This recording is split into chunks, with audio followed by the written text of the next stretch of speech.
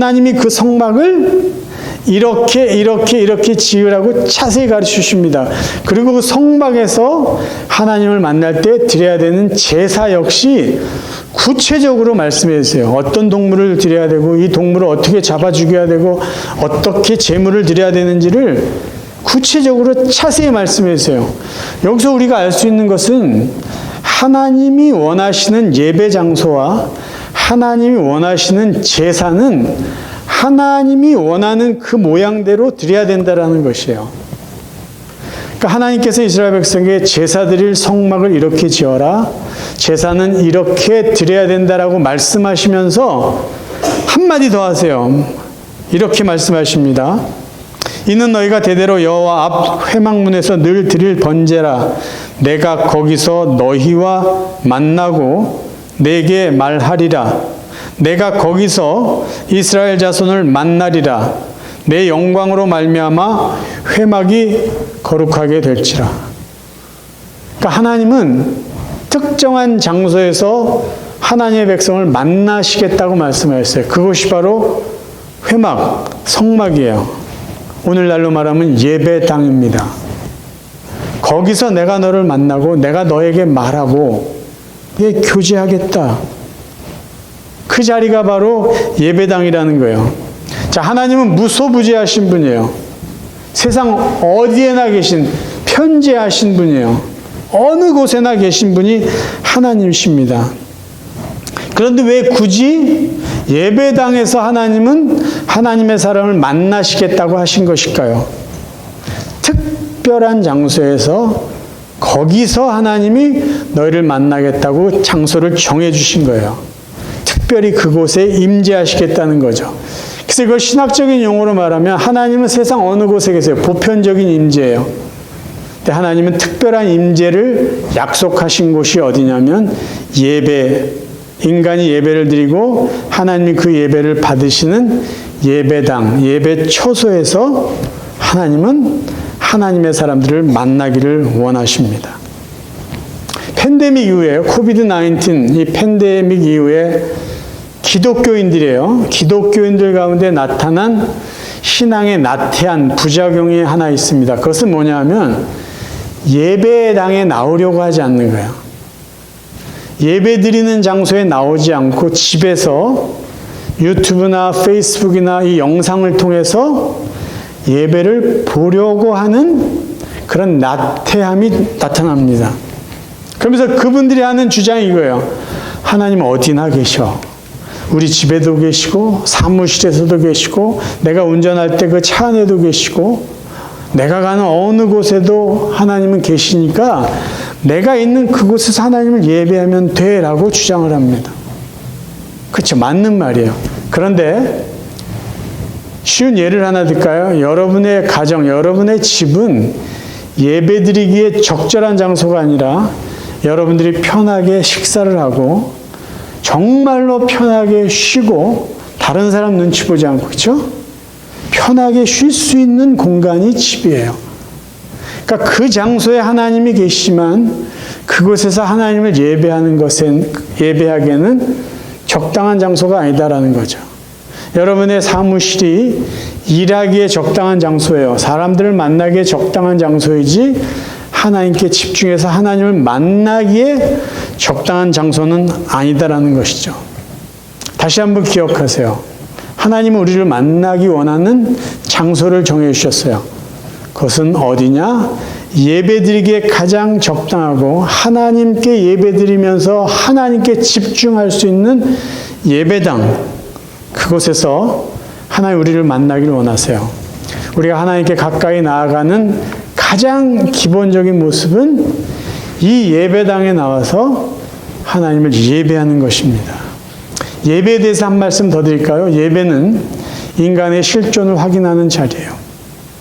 무슨 말이냐면요. 성 어거스틴이 이런 말을 했습니다. 인간의 모든 불행은 사랑의 질서가 뒤섞인 데서 온다. 이 사랑의 질서는 뭐냐면요. 하나님께서 피조물이 인간에게 사랑의 우선순위를 주셨는데 이 사랑의 우선순위를 뒤바꿔 놓는 것 자체가 인간의 불행이라는 거예요. 조금 더 나가면 그것이 죄라는 겁니다. 어거스틴은 죄를 이렇게 정의해요. 피조물이 피조물을 사랑하는 것. 피조물이 창조주를 사랑하고 예배해야 되는데 피조물이 창조주를 예배하지 않고 피조물이 다른 피조물을 섬기는 것, 그것이 죄라는 거죠. 그러니까 인간은 본능적으로 누군가를 숭배하게 되어 있다는 거예요. 누군가를 예배하는 존재로 태어났다는 거예요. 근데 그 예배할 대상은 오직 하나님 한 분, 창조주이신데 이 창조주를 예배하지 않는 사람들은 또 다른 피조물을 예배할 수밖에 없다라는 거예요. 또 다른 피조물이 뭐예요? 자연 만물일 수 있어요. 어떤 사람일 수도 있어요. 그게 돈일 수도 있어요. 권력일 수도 있어요. 아니면 자기 자신일 수도 있어요. 곧 그게 우상이 되는 거죠.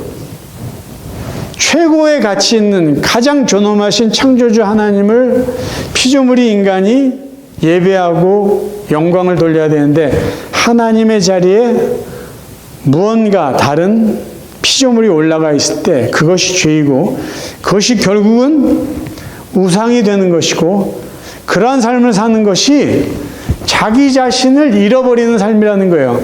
그래서 예배 자리에 나와서 우리가 절대 창조주시고 절대 지존자이신 하나님을 예배하면 하나님 우리를 통해서 영광을 받으시고 우리는 피조물로서 피조물 자리에 바른 자리에 앉아 있는 거예요. 그게 진정한 자유를 회복할 수 있는 자리라는 거예요. 생각해 보세요. 피조물이 또 다른 피조물을 섬겨요. 그걸 우상으로 삼아요. 그 자체가 우리를 불안하게 만들 수밖에 없는 것이에요. 그래서 예배 자리는요. 예배 자리에 나서 하나님을 예배하는 건요. 인간이 피조물로서 가장 인간다운 자리에 앉아 있는 것이고 우리가 창조주 하나님을 섬김으로 우리가 마땅해야 될 피조물로서의 도리를 다 지키는 자리가 예배의 자리라는 것입니다. 그래서 여러분 올 한 해도 변함없이 예배에 최선을 다하세요.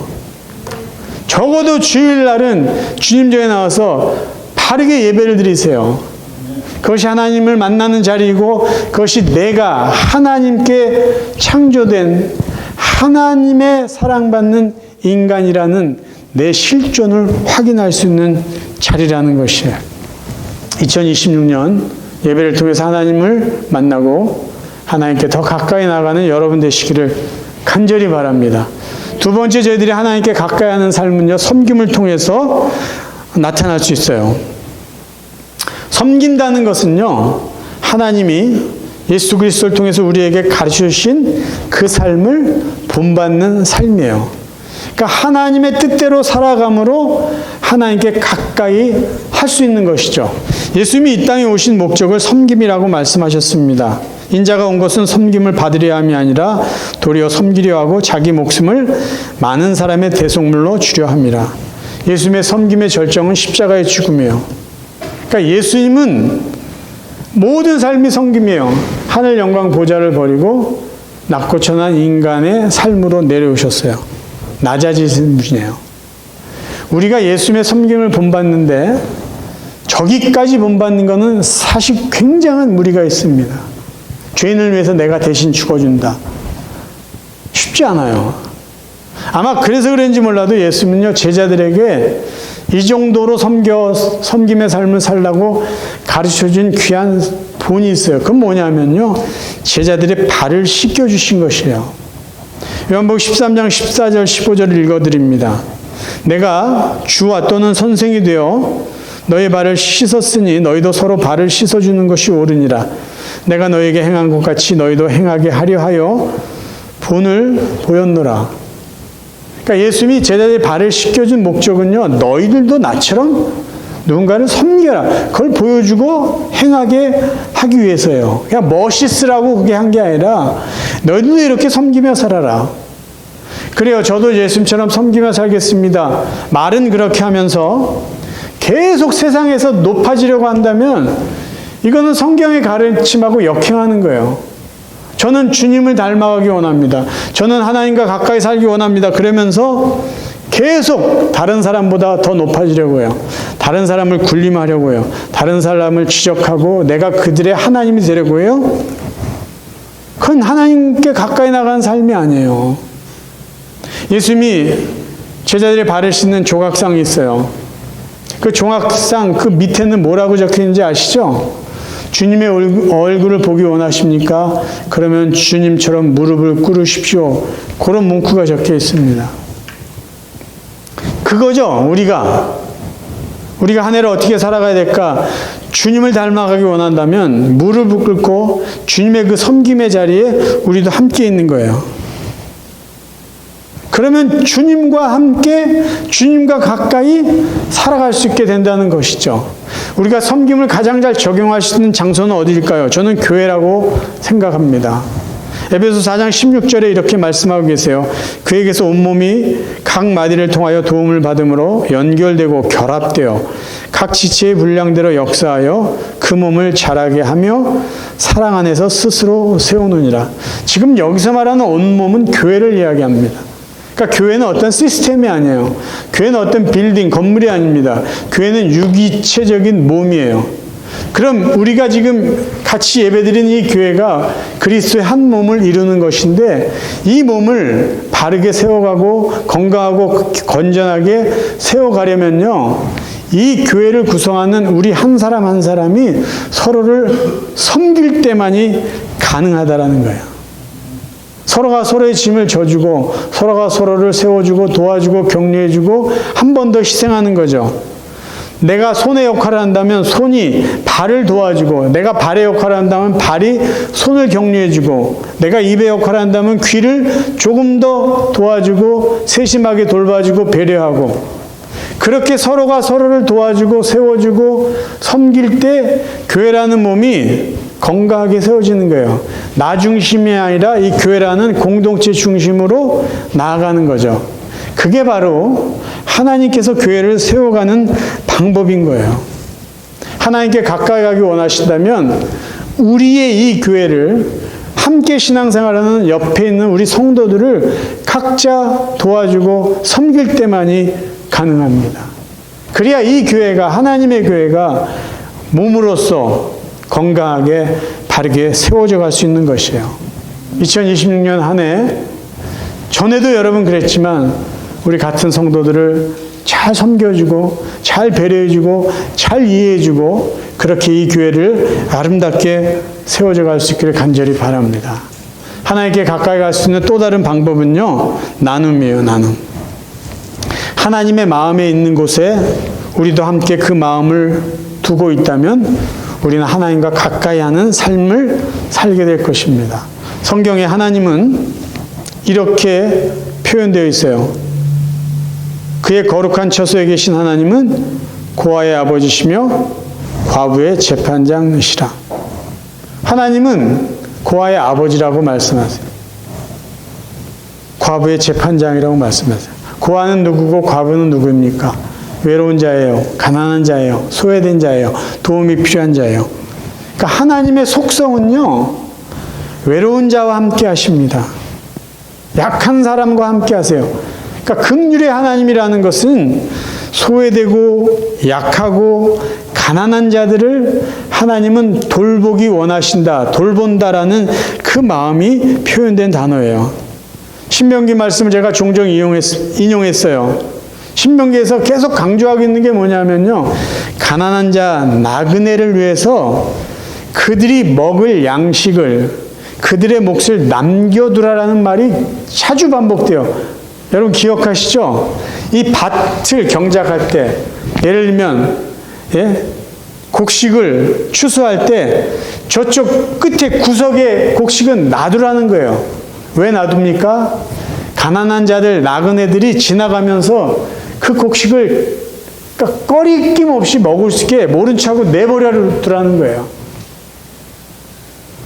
그러니까 그 정도의 여유를 갖고 그 정도의 나눔의 마음을 갖고 살라는 것이 하나님이 하나님의 백성들에게 가르쳐 주시고 도전하시는 말씀이에요. 그러니까 나눔은 곧 하나님의 마음을 우리가 실천하는 것이에요. 그러니까 여러분, 내가 누군가를 돕는다는 거 있죠? 이거는 자선하는 거 있죠? 단순히 남을 도와주는 자선의 행위 넘어 더 놀라운 의미가 있어요. 하나님을 대신하는 삶을 내가 사는 거예요. 하나님이 살아가야 되는 하나님의 모습을 내 삶을 통해서 재현하는 거죠. 하나님이 가난한 자에게 마음이 있어. 나도 하나님 같은 마음으로 사랑을 나누는 거야. 그것이 하나님께 가까이 나아가는 삶의 또 다른 모습이라는 거예요. 마태복음 25장에 예수님은 양과 염소의 비유를 통해서 선한 일을 할 것을 도전해 주세요. 근데 여기에 보면은요, 예수님은요, 가난하고 외롭고 병든 자들을 자기 자신과 동일시하면서 말씀합니다. 25장 40절 한 구절을 제가 읽어드릴게요. 내가 진실로 너에게 이르노니 너희가 여기 내 형제 중에 지극히 작은 자 하나에게 한 것이 곧 내게 한 것이니라. 예수님 말씀하시는 내 형제 중에 지극히 작은 자는 누구냐면요, 가난한 자예요. 목마른 자예요. 병든 자예요. 감옥에 갇힌 자예요. 그러한 사람들을 찾아가서 그러한 사람들에게 먹을 것을 주고 마실 물을 주고 필요한 것을 나눠주는 것, 그것은 곧 나에게 한 것이다. 그래서 잠언에 이렇게 말씀하시잖아요. 가난한 자에게 준 것은 나에게 구워준 것이다. 내가 갚아주겠다. 우리가 누군가에게 물질을 나눠주면요, 하나님은 그것을 보고 하나님 크레딧에 적어 놓는 거예요. 아, 저 김 집사가 나에게 이만큼 돈을 빌려줬구나. 그렇게 생각하신다는 거예요. 그래서 그것을 하나님이 나중에 갚아주신다는 거예요. 가난한 자에게 우리의 것을 나누는 것, 하나님의 하는 일을 우리가 함께하는 것입니다. 그래서 2026년 한 해 하나님 마음을 갖고 하나님의 마음이 있는 가난하고 외롭고 소외된 자들에게 찾아가셔서 우리의 것을 나눠줄 수 있는 그런 삶을 살아가시길 바라요. 그런 삶을 통해서 하나님께 더 가까이 나아가는 저와 여러분 되시기를 간절히 바랍니다. 마지막으로요, 우리 하나님께 더 가까이 나아가는 방법은, 가까이 나아가는 삶은요, 선교하는 삶을 통해서 가능합니다. 선교는요, 하나님의 뜻이에요. 그러니까 하나님의 뜻에 순종하는 것, 그것을 통해서 우리는 하나님께 나아갈 수 있습니다. 선교는 하나님이 하시는 일이에요. 그래서 선교에 참여한다는 건요, 하나님이 일하고 계신 그곳에 내가 참여하는 것과 같습니다. 여러분, 우리가 아는 대로요, 선교는요, 교회의 본질입니다. 선교가 뭐죠? 예수 그리스도가 구원자다. 하나님의 구원의 메시지를, 복음을 전하는 거예요. 교회가 이 사명을 안 한다면요, 교회는 존재 가치가 없는 것이에요. 하나님은 선교하신 하나님이다라고 이야기를 합니다. 미시오 데이. 하나님은 선교하신 분이에요. 그것을 알 수 있는 것이 예수 그리스도가 이 땅에 오신 것을 통해서 우리는 확인할 수 있어요. 예수님이 이 땅에 보내신 이유는요, 이 땅에 죽어가는 죄인을 구원하기 위해서요. 그리고 하나님은요, 구약 성경에 봐도요, 니느웨 사람 12만 명을 구원하시기 위해서 하나님은 그들에게 긍휼을 베푸십니다. 구약 성경 곳곳에 하나님은 유대인만이 아닌 세상의 만인들을 구원하시기 위한 하나님의 구원의 일들을 하고 계신 것을 우리는 얼마든지 확인할 수 있어요. 선교는요, 하나님이 일하시는 그 자리에 우리가 참여하는 것, 그 놀라운 동력하는 자리라는 것이에요. 그래서 하나님이 일하시는 곳에 우리가 참여해요. 하나님께 가까이 가는 거예요. 하나님과 함께 하는 거예요. 여러분, 제가 말씀을 준비하면서 또 놀라운 사실 하나를 발견했어요. 예수님이 세상 끝날까지 함께 하겠다고 약속한 사람이 누구인가라는 거예요. 자, 마태복음 28장 19절 20절 읽어드립니다. 그러므로 너희는 가서 모든 민족을 제자로 삼아 아버지와 아들과 성령의 이름으로 세례를 베풀고 내가 너희에게 분부한 모든 것을 가르쳐 지키게 하라. 볼지어다 내가 세상 끝날까지 너희와 항상 함께 있으리라 하시니라. 저희는 마태복음 28장 20절 말씀을 잘 알아요. 그래서 우리 주님이 세상 끝날까지 나와 함께 하신다고 약속하셨어. 맞는 말씀이죠.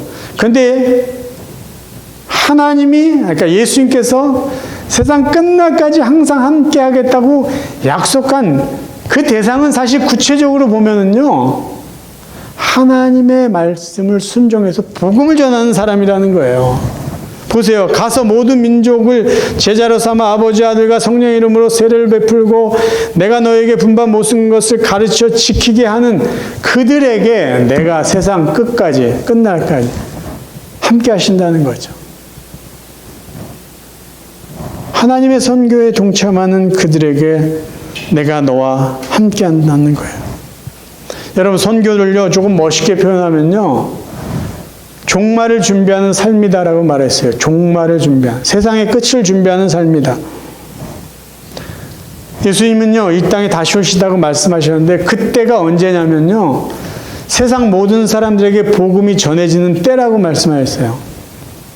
그러면 선교하는 사람은 주님이 오실 것을 준비하며 사는 사람이에요. 주님이 언제 오실지 나는 관심 없어. 주님이 내가 죽을 때까지 오지 않았으면 좋겠어.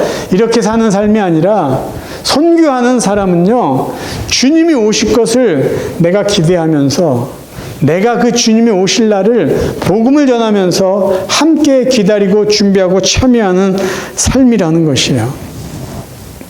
저희는 올해도 선교에 동력할 거예요. 저희는 올해도 보내는 선교사의 삶을 살 겁니다. 여러분, 보내는 선교사가 선교사입니까? 이렇게 생각하는 분 있어요. 아니에요. 보내는 선교사도 선교사예요. 나가는 선교사도 선교사지만 보내는 선교사도 선교사예요. 그러니까 여러분, 내가 선교사다라는 자부심을 갖고 보내는 선교사의 사역을 감당하세요. 여러분, 기도하는 거 아무것도 아니다 이렇게 생각하지 마세요. 현재 나가 있는 선교사를 위해서 내가 기도하는 거, 이것도 선교사가 해야 되는 일이다. 이것도 선교다. 잊지 말고 부담 갖고 기도하세요. 선교사를 위해서 내가 선교비를 보내는 거 굉장히 중요한 선교입니다. 하나님의 선교에 내가 참여하는 거예요. 별거 아니다라고 생각하지 마세요. 그래서 여러분, 우리가 선교사를 위해서 선경검하는 건 기도하는 마음으로 값지고 소중한 일이다라는 것을 분명히 깨닫고 선교를 후원하시길 바라요. 내가 선교사입니다. 여러분이 선교사예요. 이 선교를 해야만이 우리가 하나님께 가까이 나아가며 살 수 있게 되는 것이에요. 말씀을 정리하겠습니다. 저희들은 종종 하나님이 좀 멀리 계시다라고 느낄 때가 있어요. 하나님이 나와 함께 계시다라는 걸 잘 느끼지 못할 때가 있어요. 그리고 종종 하나님이 내 기도를 들어주시지 않는 것 같다라고 느낄 때가 있어요. 근데 왜 그런지 아세요? 하나님은 언제나 저희들을 주목하고 계세요. 언제나 저희들에게 관심이 있어요. 그리고 언제나 저희들과 함께 하세요. 그럼에도 불구하고 우리가 하나님과 거리감을 느끼는 때는 언제냐면 우리가 하나님께 등을 돌리고 있을 때예요. 이렇게. 하나님은 언제나 그 자리에 계세요. 근데 우리가 등을 돌려요. 그리고 우리가 하나님께 관심을 두지 않고 아까 말씀드린 대로 창조주 하나님께 관심을 두지 않고 또 다른 피조물에게 우리가 마음이 뺏겼을 때 우리 스스로 하나님이 우리와 함께 하시지 않는다라는 거리감을 느끼게 된다는 거예요. 중요한 건 하나님은 우리와 함께하고 계시다는 겁니다. 그 하나님께 올 한 해 우리가 더 가까이 나아가길 원해요. 어떻게 해요? 예배를 통해서. 어떻게 해요? 섬김을 통해서. 어떻게 해요? 나눔을 통해서. 어떻게 해요? 선교를 통해서. 하나님이 계신 그 자리에 우리가 나아가는 거야. 하나님 마음 있는 그 일을 우리가 하는 거예요. 하나님이 하시고 있는 선교 현장에 우리가 참여하는 거예요. 그럴 때 우리는 이렇게 고백할 수 있을 것이에요. 하나님께 가까이 하는 게 정말 복이구나. 아삽의 고백이 그냥 성경에 기록되어 있는 문자로 남지 않을 것입니다. 하나님께 가까이 하는 것이 이게 정말 복이구나. 이러한 진정한 고백이요, 참된 고백이 올 한 해를 통해서 여러분의 삶 속에 날마다 고백될 수 있기를 주님의 이름으로 축원합니다.